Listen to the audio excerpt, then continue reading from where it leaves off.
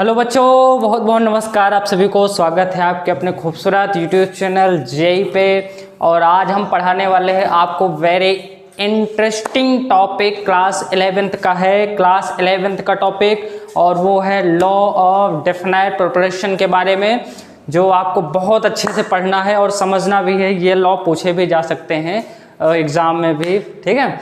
तो उनको बहुत अच्छे से पढ़ना है आपको, थ्योरी, डेफिनेशन और विथ एग्जाम्पल से। तो आज हम क्लास 11th का टॉपिक स्टार्ट करने जा रहे हैं। कॉपी लीजिए, पेन लीजिए और स्टार्ट कर दीजिए मेरे साथ में अपनी पढ़ाई लिखाई को एक ज़बरदस्त तरीके से, ठीक है। स्टार्ट करें, चलो फिर स्टार्ट करते हैं आज का लेक्चर। स्टार्ट करते हैं।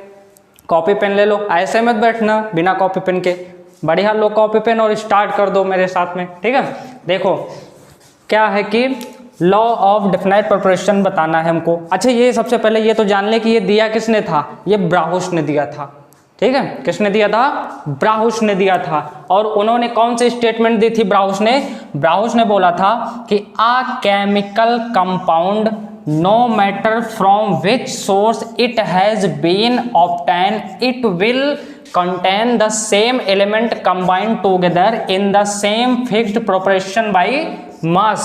उन्होंने क्या बताया था? उन्होंने कौन सी स्टेटमेंट दी थी? उन्होंने ये बताया कि जो हमारा केमिकल कंपाउंड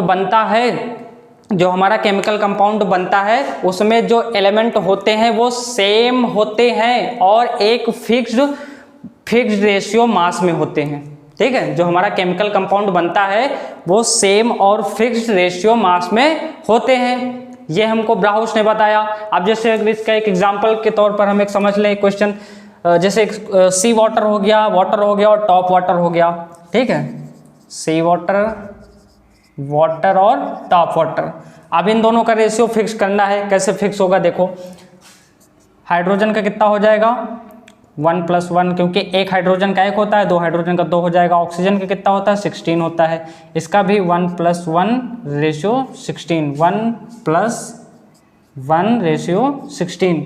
तो ये कितना हो जाएगा? 2:16। अब इसका अगर रेशियो निकालो तो 1:8, 1:8 केमिकल कंपाउंड सेम है और रेशियो क्या है? फिक्स है। तीनों के रेशियो फिक्स हैं। सी वाटर और टॉप वाटर, तीनों का जो रेशियो आया है वो सेम आया है। और इन तीनों का रेशियो सेम आने का मतलब क्या है कि इन जो ये लॉ है वो लॉ ऑफ डेफिनाइट प्रोपोर्शन को फॉलो करता है, ठीक है। इन तीनों का जो कंपाउंड है वो एक सेम फिक्स्ड रेशियो मास में है, ठीक है। तो ये ये किसको फॉलो कर रहे हैं? लॉ ऑफ डेफिनाइट प्रोपोर्शन को। एक क्वेश्चन नीचे दिया हुआ है कि 0.243 gram of magnesium on burning with oxygen yield 0.4030 gram of magnesium oxide. इसके दो एक्सपेरिमेंट दिए हैं। पहले एक्सपेरिमेंट में, in other experiment 0.182 gram of MgO और burning with oxygen 0.302 gram of magnesium oxide. इसको हम ऊपर समझ रहे हैं। ऊपर वाली आपकी थ्योरी और एक एग्जाम्पल हो गया है। इसको बहुत अच्छे से स्क्रीनशॉट लेकर लिख लीजिएगा, ठीक है। वाटर सेम है, उनका रेशियो भी क्या आ रहा है? सेम आ रहा है। देखो, इरेज कर रहे हैं इसको, ध्यान से समझिएगा इस क्वेश्चन को। NCERT का क्वेश्चन है ये। क्या कह रहा है देखो, इस क्वेश्चन का कहना क्या है? 2 एक्सपेरिमेंट करने हैं इस क्वेश्चन में। 2 एक्सपेरिमेंट करने हैं इस क्वेश्चन में। कैसे करेंगे? देखो, मैग्नीशियम ऑक्सीजन और मैग्नीशियम ऑक्साइड। Experiment first. अब देखो, इसमें हमको बताना है कि अगर मैग्नीशियम और ऑक्सीजन का जो मास है, मास का रेशियो जो है, मैग्नीशियम और ऑक्सीजन का जो रेशियो है मास और ऑक्सीजन का, वो अगर सेम आ रहा है तब तो ये लॉ को फॉलो कर रहा है। देखो कैसे। एक्सपेरिमेंट फर्स्ट में जो मैग्नीशियम दिया है वो कितना दिया है? 0.243 ग्राम दिया है, ठीक है। और मैग्नीशियम ऑक्साइड कितना दिया है? 0.4030 ग्राम दिया है। अब सेकेंड एक्सपेरिमेंट में देखो, एक्सपेरिमेंट सेकेंड में जो मैग्नीशियम दिया है वो कितना दिया है? 0.182 ग्राम और जो मैग्नीशियम ऑक्साइड दिया है वो 0.302 ग्राम दिया है। अब ऑक्सीजन का हमको निकालने के लिए क्या करेंगे, इसमें से ये माइनस कर देंगे तो ये आ जाएगा 0.16 और ये आ जाएगा 0.12 आ जाएगा। अब इसका रेशियो हम फिक्स करने के लिए, चेक करने के लिए कि इसका रेशियो और मास जो है वो फिक्स है, इक्वल है या नहीं है, क्या करेंगे, जो ऑक्सीजन है इसको हम इससे डिवाइड कर देंगे।